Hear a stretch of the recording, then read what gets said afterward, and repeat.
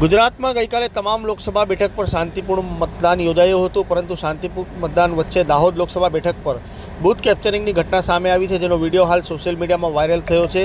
દાહોદ લોકસભા બેઠક મત વિસ્તારના મહીસાગર સંતરામપુર તાલુકાના પરથનપુર ગામમાં બૂથ કેપ્ચરિંગ કરવામાં આવ્યું હતું। આ ઘટનામાં ભાજપના જ નેતાના પુત્રે બૂથ કેપ્ચરિંગ કર્યું હતું। ઉપરથી તેને બૂથ કેપ્ચરિંગની સમગ્ર ઘટના સોશિયલ મીડિયા પર લાઈવ કરી હતી। વિજય ભાભોર સંતરામપુરના ગોઠીપ તાલુકા પૂર્વ તાલુકા પ્રમુખ રમેશ ભાભોરના પુત્ર છે। પોલીસે આ મામલે બે લોકોની અટકાયત કરી ફરિયાદ નોંધવાની તજવીજ હાથ ધરી છે। ત્યારે લોકસભા બેઠક પર ભાજપના નેતાના પુત્ર વિજય ભાભોરે બૂથમાં ઘૂસી ઈવીએમ કેપ્ચર કર્યું હતું। વિજય ભાભોરે પોતાના સોશિયલ મીડિયા પ્લેટફોર્મ ઇન્સ્ટાગ્રામ પર આખી ઘટના લાઈવ કરી હતી।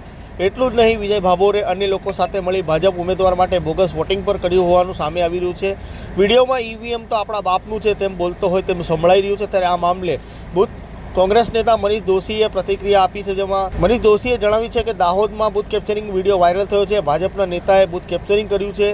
એક જગ્યા ઉપર મતદારોને અટકાવવામાં આવ્યા છે। પોલીસ વિભાગની સામે ભાજપ દ્વારા નેતાઓને અટકાવવામાં આવ્યા છે। ત્યારે ભાજપ દેશની લોકશાહીની હત્યા કરવામાં આવી રહી છે તેવા પ્રકારના મનીષ દોશીએ પ્રતિક્રિયા આપી હતી। હાલ આ મામલે સમગ્ર ચૂંટણી પંચે રિપોર્ટ માંગ્યો છે। ત્યારે આ મામલાને લઈને રાજકારણમાં ભારે ગરમાવો જોવા મળી રહ્યો છે। અમે પણ વિડીયો તમે જોયો, એમાં મેં પણ વિડીયો જોયો છે અને અમારા ત્યાંના કાર્યકર્તાઓ પણ આ હકીકત થઈ છે જણાવ્યું છે અમને। અને અમે જોયું છે કે સત્તા પક્ષના નેતાઓ સત્તાના અહંકારમાં લોકોના લોકશાહીના અધિકારોનું હનન કરી રહ્યા છે। એને અમે વખોડી કાઢીએ છીએ અને અમે એના અંગે કલેક્ટર સાહેબને ફરિયાદ આપી છે।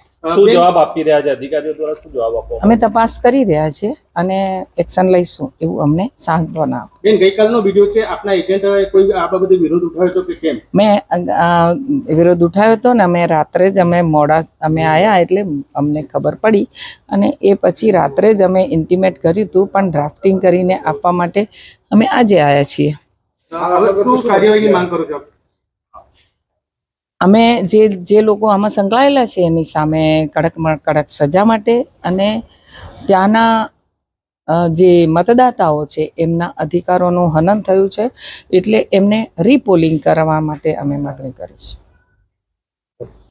एक्चुअली कल रात को लगभग 10:40 के आसपास यहाँ के जो प्रत्याशी है, कांग्रेस प्रत्याशी है, उन्होंने मुझे व्हाट्सएप पर एक मैसेज भेजा था और एक वीडियो भेजा था जिसमें एक यंग बॉय मतलब एक बूथ में मतलब बोगस वोटिंग कर रहा है उस तरह का दिखाया गया था। जैसे ही उन्होंने मुझे वो वीडियो भेजा, हम लोगों ने हमारे जो AROs है, पहले तो पता नहीं था कि वो कहाँ का वीडियो है, तो मैंने उनको बूथ डिटेल्स वगैरह मांगा तो उन्होंने बताया कि ये मे भी संतरामपुर AC में से हो सकता है। तब तक मैंने सारे हमारे जो AROs है उनको वेरीफाई करने के लिए बोला था कि ये अपने यहाँ का ही है या कैसा चेक करो। तो उन्होंने जो कंप्लेनेंट है उन्होंने व्हाट्सएप पर ही मुझे बताया गया कि ये संतरामपुर साइड का वीडियो है।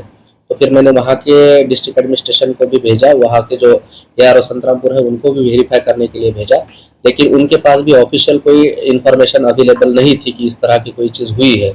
आज हम लोगों ने स्क्रूटिनी भी किया, उस वक्त भी हमने देखा कि प्रिसाइडिंग ऑफिसर जो है उसकी डायरी में भी उसका कुछ उल्लेख नहीं था। तो ये वीडियो जो है वो सही है या गलत है उसको उसकी जांच करने के लिए हम लोग प्रयास कर रहे हैं। तो वहाँ महीसागर के पुलिस तंत्र जो है वो भी अपनी तरफ से प्रयास कर रहा है, वहाँ के DO जो है वो भी अपनी तरफ से इसकी चेकिंग कर रहे हैं और हमने भी योग्य जगह पर उसको भेजा है। तो दोबारा मतदान करने की मांग की, इसके बारे में दोबारा मतदान जो होता है वो कराने का हक जो है वो इलेक्शन कमीशन का है। हम जो भी फैक्ट्स हमारे सामने है वो इलेक्शन कमीशन को भेज देंगे और उसके बाद में कमीशन निर्णय लेगा कि यहाँ पे ऐसा करना जरूरी है या नहीं। सर, ये जो वहाँ पे जो घटना बनी वहाँ CCTV कैमरे थे, वो क्रिटिकल बूथ नहीं था, इसकी वजह से वो वेबकास्टिंग में नहीं था, तो वो भी हमने चेक करवाया तो वहाँ वेबकास्टिंग नहीं था।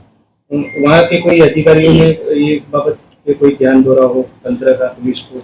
एक्चुअली ये सब हमको सोशल मीडिया के माध्यम से ही मिला, क्योंकि वो आधिकारिक तौर पर अभी भी कहीं से पुष्टि नहीं हुई है कि एग्जैक्टली वहाँ पे हुआ था, लेकिन अभी जो इन्फॉर्मेशन हम लोगों को मिली है उसके आधार पर हम उसकी जांच पड़ताल कर रहे हैं।